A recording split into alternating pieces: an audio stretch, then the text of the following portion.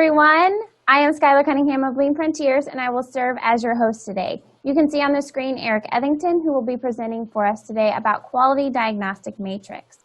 Eric has a pragmatic approach to improvement with over 35 years of experience in a large variety of industries.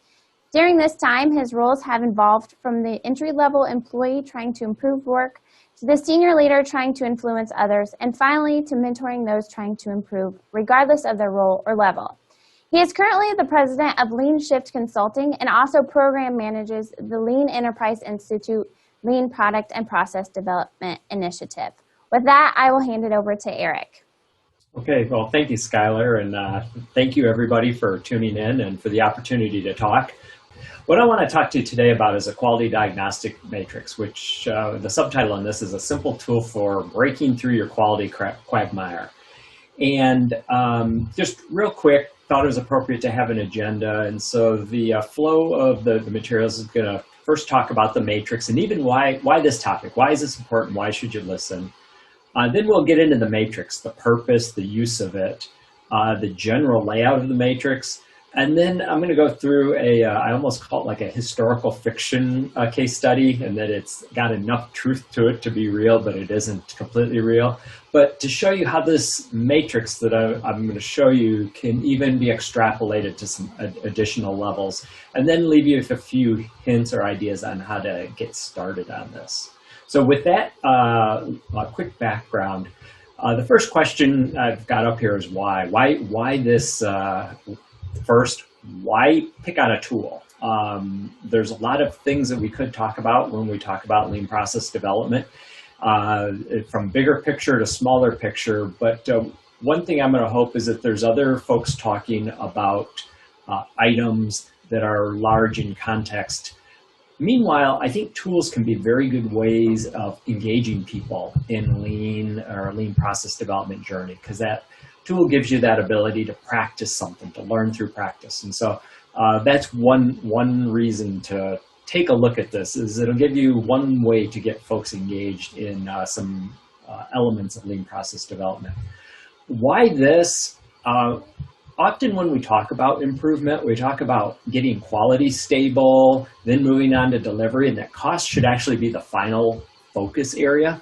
But quality is a big thing. In fact, a lot of organizations I worked on, if we were still trying to figure out what perfect quality is, we would have never started on our lean journeys at all. So this is a tool to help get you off dead center and get moving on quality, and so that you can get on with the other aspects of improving your system as well. The quality diagnostic matrix itself, it's something my mentor shared with me many years ago, and it's very useful for a couple of different large areas here. Number one is just to basically understand the current state of your quality system. All of our lean implementation journeys start with understanding our unique current situation, and this helps provide some objective views on that. Second, it helps you to prioritize. If any of you walk out in your own organizations, regardless of whether you do healthcare or manufacturing or services or you name it, there are a lot of places you can start to focus on to improve quality and the quality experience of the customer. But where to start? You can get into some endless discussions. So like most lean tools, there is a technical side that we'll talk about, but there's also a social side. And the social side of this is that it allows you to have that objective discussion and prioritize where to go. The third one is, I've underlined, because this is what actually drew me into the tool many years ago, was to bypass indecision. And what I mean by that is we were stuck even trusting the data that we had. We had a lot of information on the defects that we could observe, but we didn't trust how it was recorded in the system as to where those defects originated. And what that really boiled down to is we didn't have a good system for collecting quality data in a standard way. We had lots of pockets of good, but when it came right down to the entire value stream, we weren't willing to always agree. And so what it really resulted in is that if we looked at our Pareto analyses week to week, the bars changed in height, but the titles of things under them just kind of kept shifting around. We called it our dancing Paretos. And so again, to get beyond the indecision of do we trust the data or not, this quality diagnostic matrix helped us out. With that little bit of background, I want to shift over to the matrix itself. And so the first thing is the general structure of it. And so on the screen is a general matrix. And the way this matrix gets laid out is from left to right, you list out all your process steps in sequence. So the process steps for your particular process value stream, you'll have to determine your start and end points, but list those steps out in the sequence that the product or the service flows. The second axis on this is the observed defects. And so you do have defect information and some frequency information. The issue starts becoming, but where did it happen? Where was it caused? And so the idea is down the left side, you list those from the most common to the least common, so that the ones that happen the most frequently are at the top, and the ones least frequently are at the bottom. Now this starts to get kind of simple, although this is the thing that typically blows the minds of people, or it's the hardest for people to get their head around. We're going to populate this matrix with some X's, but the question we're going to ask is, can this process step create this defect? And if the answer is yes, we put an X there. We're not asking about specifics of did this create this defect. We're just, what is the possibility? And so when you're done, you end up with a matrix with a shotgun of X's. And what does that mean? I'm going to give you some ideas here on how to interpret, but then we'll walk through a few more examples, or a few steps in an example to elaborate a little bit more detail. So one thing that you can look at is this stack of X's. So we've got a particular process step that can cause a lot of different defects. That might suggest many different things. And again, it's going to be unique for your situation, but it could suggest that, this process step, we need to be very careful about what operator we put at that position, or who does that particular type of work, because it's a particular process step that is open to causing a lot of different issues that might ultimately get to the customer. On the flip side, it also might tell you as a priority that, all we could do in lean process development, that's a step we need to start at. Okay, I've got multiple process steps I could work on and coming up with the next generation of how we do this work, but this is where we need to start because of the exposure it gives us. Going across that series of X's, you could look at something like that, and that could be perhaps maybe a critical failure mode. Do we need part protection? One particular case when we did something like this, there was a piece of damage that occurred at multiple places, and it really had to do with how we handled a large bulky part and how we protected it as we moved it. But it also, in a different context, could mean that maybe there's an opportunity that the part is very fragile, or the work is very prone to that type of defect, and maybe we need to redefine or redesign the product itself. Another thing that can sometimes happen in this is you end up with a couple of defects, or a defect that can only occur in a couple of spots. And this comes down to getting into the actual precedence diagrams of how parts go together. But can you resequence the build such that those defects are grouped together in a block? So in this case, we're not trying to eliminate them, but if we can at least get them together in a block, we know that, let's say that upper right X, if we could move that whole process step all the way over to be the second step, once we got past the second process step, we know we can't ever create that defect on any subsequent steps. Therefore, we don't need to check for it anymore because it can't happen.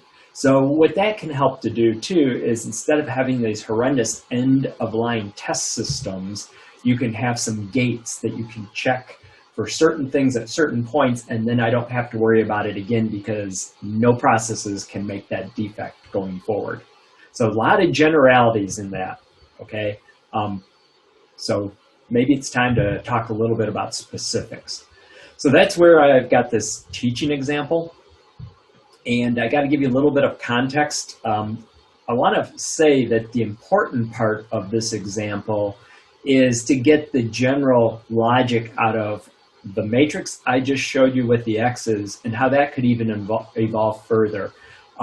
I don't want you to get hung up with the exact countermeasures I maybe suggest here, with the exact way we prioritize things in this matrix, and with the exact terminology, because it was the terminology at the time, okay? What's important is what is the terminology and the thinking that works in your organization. So let's first take a look. A little bit of context. This is going to use an instrument cluster. I picked on this because I have a long history a long time ago with instrument clusters. And all of you have seen one. If you have a vehicle, it's that thing staring right back at your face. They're getting more and more electronic all the time, but still a lot of them still have this same general look. Some of the key components that are going to be mentioned in the matrix is there's the pointer. That's the little thing that is the needle that tells you, relatively how fast you're going or how fast your engine's turning or whatever. Behind that, hidden, is a coil. That's the device or the electronic piece that actually moves the pointer, okay? There's also a case that holds it all together. Behind that, there's a circuit board that is the guts and the brains of the thing. And there's some light bulbs back there too that provide the backlighting when you're at night or if a particular signal needs to come up and tell you something's going on, a turn signal, high beams, things like that. There's a thing we call an applique. That's the graphics. They're pre-printed and kind of pressed on.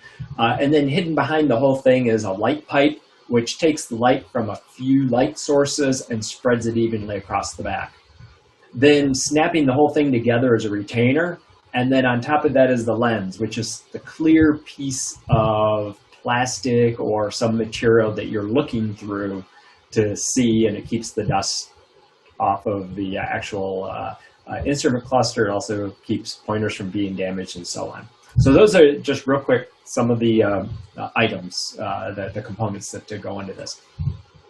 With that background, we're going to step back. If you think about the matrix that I showed you initially, step one is which process can generate which defects. So we're going to list the process steps out in sequence, and then we're going to list the potential defects from most to least common, and ta-da, here it is. And so if you look at this, the process steps start at step 10. It's attach, applicate a pointer, or attach, applicate a light pipe. Then you install the coils to the light pipe and so on. Install bulbs to circuit board, so on and so forth, all the way through a final functional test. Again, the specific process steps don't matter so much for you. Likewise, down the left are the different defects in a most common to least common sort. So there's light leaks. That's when light is getting out of places it shouldn't. A lens being scratched. That's what it says. Bulbs not lighting. Wrong pointer gets on there. Pointer gets stuck. The gauge is inaccurate. You're saying, yeah, honestly, officer, I was going 45, but he clocked you at 60. That's what that's getting at. And gauge intermittent, and that's when the gauge is on and then it's off and then it's back on and then it's off. So those are defects from most common to least common. One thing you could do is stop right here. This is where the intro slide on this matrix ended.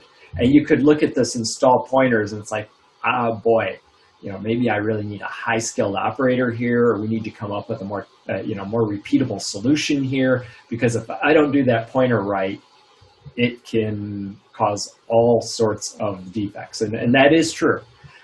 What I want to do is say, this would be a good place right here. Freeze this. This would be a good place for you to start on your work in improving your quality system.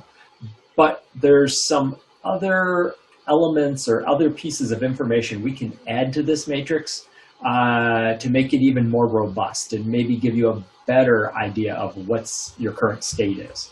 So let's do that here.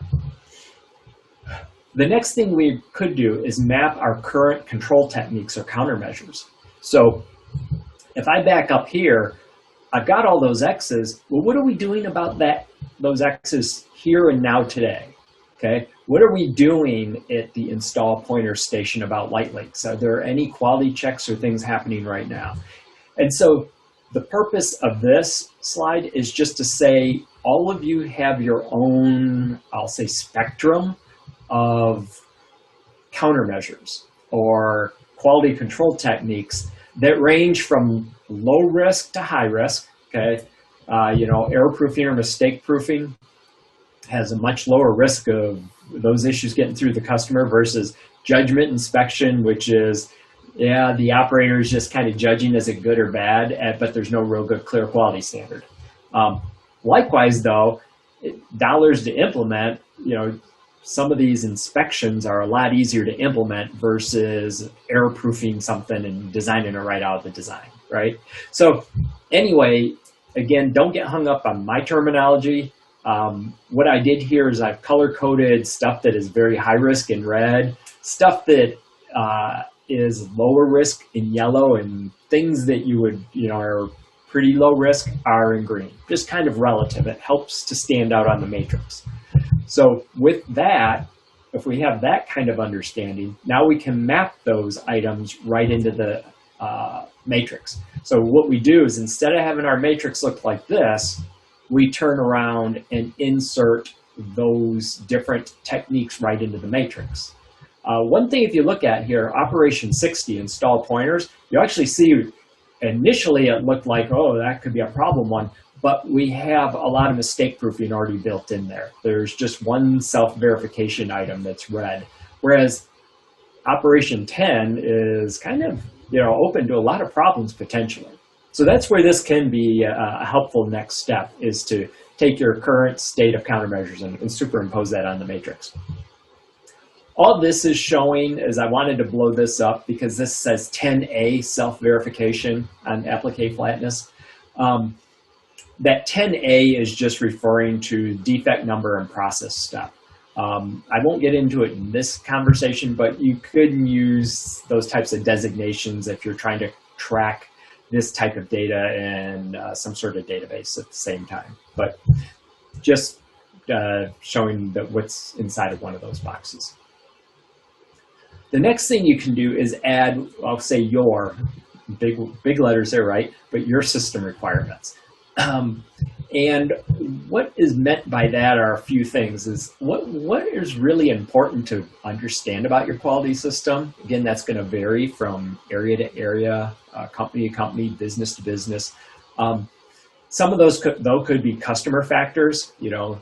Some of the items could be key product characteristics or affect key product characteristics. Some could affect customer interface points. Some could be customer critical characteristics. What that means is that's maybe a way of flagging that although it's maybe not on a print or in a formal document, it's one of those hot buttons for the customer that we want to flag. Something could be just, quite frankly, part of a safety standard. Maintenance and operator. What that's getting at is just, of these different countermeasures that you maybe have in your matrix and you're showing them, how do you keep them up to date? How do you make sure that they're working properly? Is that something the operator's doing? Is there preventive maintenance? Or even better yet, is there one that has no one checking it? That's what that can help you see. The final area there is support and response. And that is, how is your organization, or what has your organization said they're going to do when a defect is detected? It could be immediate reaction. It could be maybe an alarm limit or SPC flag that when something goes beyond a certain number of occurrences, that's when we're going to respond. It could be something else. So those are just some ideas, but the bottom line is what really impacts your quality system. Those are some additional things you can add onto this matrix. So if we jump back to the matrix where we left off, here's what it looked like. So now we're going to add those items along the right and the left side. So along the right side, you can see the response, whether it's going to be immediate or we're going to wait for some alarm or SPC limit. We also have, is it operator maintenance, preventive maintenance? And this is reflecting back to the different types of checks that we have that are more systemic. Notice that the second line down, scratch lens, there is no maintenance there. It's because it's a self-verification. There's not maintenance to be done. But what's interesting there is we, in this case, don't have a decision whether this is an alarm. Are we going to wait for an alarm that we get so many scratch lenses before we, pull the end on? Or is it something that we're going to immediately respond to? There's kind of an opening there. Down the left side, got those customer characteristics that I mentioned. And one thing that I added here just as a thought starter is a lot of organizations, as they're doing process development, also do FMEAs and such, and come up with that RPN number. And if that means something to you, great. If it doesn't, pause for, or just kind of bear with me for a second. But what you could do is you could also add out your RPN numbers off to the far left there and use that to also help you set priorities of, okay, given all of this, everything in this matrix, what do I do? Where do we focus? What's next? And again, this can allow you to have that conversation by looking at where are your vulnerabilities. So now we're going to interpret the matrix and come up with your way of improving. So back to the matrix. One thing that comes out of this is, number one, the first priority is we need to do something about how we attach appliques to the light pipe. We've got a lot of exposure there, and some of our high RPN numbers are even in that space, a couple of 180s over there to the left. So that would be, in this case, where we would start. A next thing is we've got down in this yellow area, and it's because we've got, it's attached to a KPC, a key product characteristic for the, that's on the print, plus a higher RPN number. We would, in this case, we say we're going after this area second, so gauge calibration. What can we do to get beyond SBC and mistake-proof the gauge calibration itself? And then the final thing is that self-verification that's kind of there alone. That would be our third priority, is to come up with something better than inspection for scratch lenses, or a way of eliminating the need to be able, or eliminate the need to have to do that type of check. I've embedded this question mark here because the question could be asked. We have this mistake proofing, it's green on the continuity check, but it's also a safety item and it's a high RPN. And so there could be a question of, should we be doing something there? And the answer could be yes, but that might be a longer term thing. In fact, I'll kind of let you in on a little thing. Most of, if not all, instrumentation these days, the bulbs are gone. It's LEDs in the back. Okay, but that was done through some subsequent design changes in the evolution of the product. So that box today probably doesn't exist, but it could be, that question could be asked. So again, the important part is to think about what makes sense for your individual organization. One thing I didn't show in that example, but I want to show maybe theoretically, is the countermeasures are good, but also let's not forget what resequencing can do. So if you had a matrix like the one we started out with in the general example at the very beginning, and we look at some of these defects, what this is showing is if we were able to resequence the process, we might at least be able to get two of those defect types inside of some gates, so that we can, maybe we can't design those out, but maybe we can at least just know that once I get past the second step, I don't have to test for that first defect anymore. So it isn't just about countermeasuring the individual X's. There also might be opportunities in how you resequence the work to at least get some stuff grouped together, so that when you do put in maybe a more robust way of detection, that you only have to do that maybe once, or you do it at a particular point and you don't have to do it anymore in the process. And then eventually, then you apply those countermeasures and stuff starts designing out and the matrix gets simpler. So that brings us around to ideas on actually getting started. First thing is just pick a process. Pick a process and give this a try. I want to emphasize this works in non-manufacturing too. This is not a manufacturing thing. I know I gave you a manufacturing example, but if you think healthcare, there's some very particular steps that the patient goes through. And some of those steps might introduce different nonconformities versus others. So again, something to think about. I've seen this also done in distribution centers, looking at damaged goods that reach the pack out area to go in the truck, or that reach the customer itself, and working backwards through all the process steps as to where different types of damage may occur. So again, it can work in anything where you've got defects in a process. Next is get your data of observed defects.